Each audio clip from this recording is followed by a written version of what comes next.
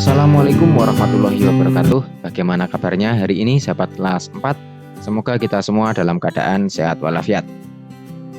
Hari ini kita akan belajar tentang lagu yang berasal dari Papua. Selanjutnya kita akan belajar tentang cerita fiksi yang lain ya, selain legenda. Nah, tujuan pembelajaran yang akan kita capai, kalian bisa mengidentifikasi tinggi rendahnya nada, kemudian tempo. Selanjutnya kita akan belajar tentang cerita fiksi yang lain selain legenda ya. Nah, untuk lebih jelasnya simak penjelasannya sebagai berikut. Lagu Yamko Rambe Yamko dinyanyikan dengan tempo agak cepat karena sifat dari lagu ini riang ya. Jadi tempo dapat kita kelompokkan menjadi 3. Tempo lambat, sedang, dan cepat. Nah, Edo berhasil menyanyikan lagu Yamko Rambe Yamko dengan baik. Saat bernyanyi, Edo memperhatikan tempo dan tinggi rendahnya nada. Ya, masih ingat tentang tempo dan tinggi rendahnya nada? Ya, mari mengingat kembali tentang tempo dan tinggi rendahnya nada. Tempo adalah cepat lambatnya lagu dinyanyikan.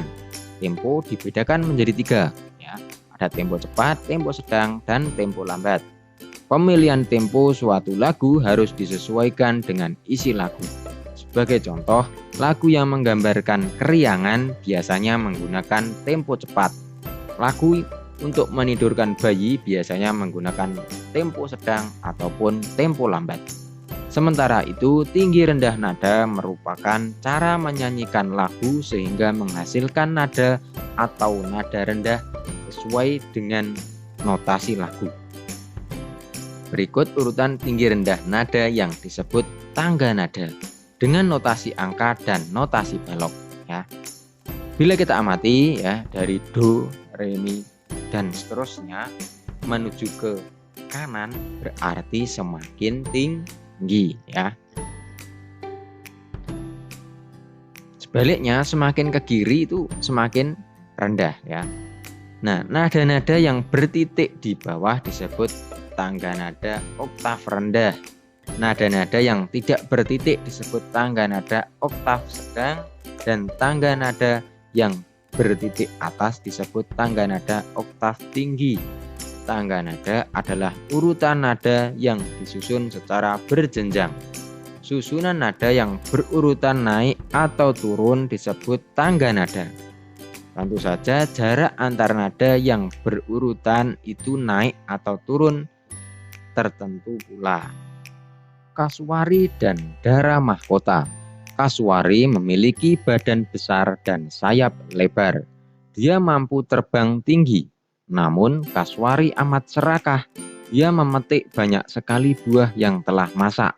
Buah-buahan itu disembunyikan di bawah sayapnya sehingga burung-burung lain tidak kebagian.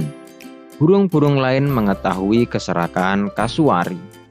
Oleh karena itu, tidak seekor burung pun mau berteman dengannya. Meski demikian, Kasuari tidak memedulikannya. Lama-kelamaan, Kasuari semakin serakah.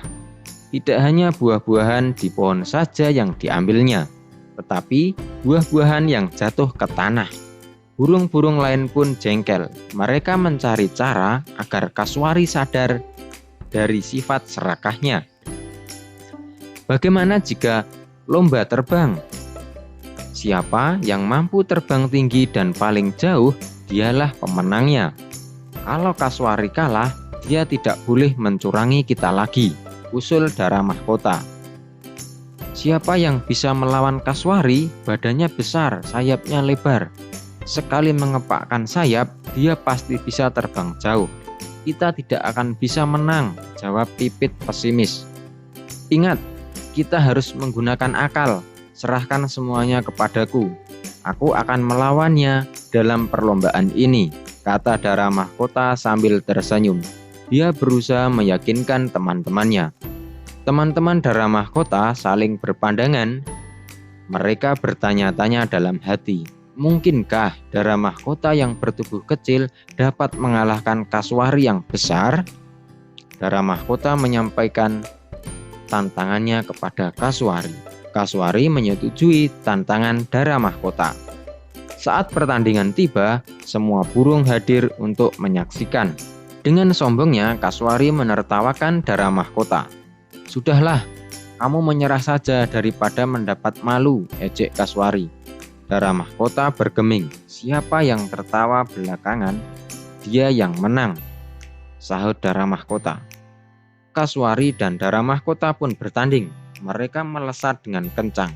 Kasuari terbang cepat sekali. Sesekali Kasuari menoleh Dara Mahkota yang berada di belakangnya. Dia takut jika Dara Mahkota menyusulnya. Saat asik menoleh, tiba-tiba brak! Kasuari menabrak batang pohon sebelah, sayapnya pun patah. Semua yang akhirnya tertegun, tetapi Kasuari tidak mau menyerah. Dia berusaha bangkit dan mengepakkan sayapnya. Sayangnya, dia terus terjatuh dan menggelimpar di tanah. Sementara itu, Dara Mahkota terus melesat jauh meninggalkan Kasuari. Kasuari hanya dapat memandang Dara Mahkota dengan rasa malu. Sekarang dia baru tahu rasanya menjadi makhluk lemah. Selama ini dia selalu merasa menjadi burung terhebat. Namun dalam sekejap dia tidak mampu terbang lagi. Beberapa burung lain turun ke tanah. Mereka membantu Kasuari. Kasuari semakin malu karena selama ini dia telah mencurangi mereka. Sejak saat itu Kasuari sadar dan mengubah perilakunya. Namun sayang sekali, sejak saat itu pula Kasuari tidak bisa terbang lagi. Dia harus mencari makan di tanah. Contoh cerita fiksi yang lain ada cerita jenaka. Apa itu cerita jenaka? Ya, cerita rakyat yang berunsur jenaka atau lucu yang dapat membangkitkan tawa. Contohnya Kabayan. Kemudian Mite adalah cerita yang mempunyai latar belakang sejarah, dipercayai oleh masyarakat sebagai cerita yang benar-benar terjadi. Contohnya Nyi Roro Kidul, Laut Selatan ya. Fabel, cerita yang menggunakan hewan sebagai karakter utamanya. Nah, tadi kita sudah belajar tentang Kasuari dan Dara Mahkota, itu merupakan contoh dari fabel.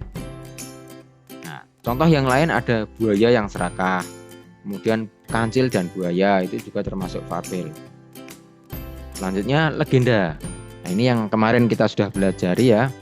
Nah, legenda adalah cerita rakyat zaman dahulu yang berkaitan dengan peristiwa dan asal-usul terjadinya suatu tempat. Contohnya legenda Danau Toba ya, kemudian legenda Roro Jonggrang ya.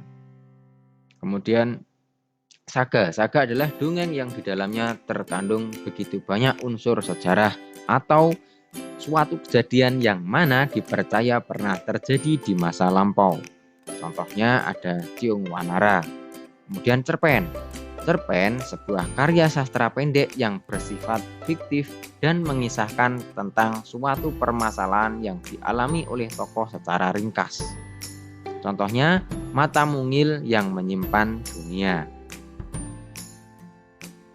Nah, yang terakhir novel. Novel adalah karya narasi prosa yang diciptakan dengan panjang dan memiliki kompleksitas tertentu. Jadi ini alurnya banyak sekali ya ini ya. Tokohnya juga banyak, kemudian lebih panjang daripada cerpen. Contohnya Laskar Pelangi karya Andrea Hirata. Nah, sahabat kelas 4, sekian kegiatan pembelajaran pada hari ini. Selanjutnya soal latihan bisa dikerjakan pada kolom deskripsi. Mohon maaf bila ada salah kata. Wassalamualaikum warahmatullahi wabarakatuh. Salam literas.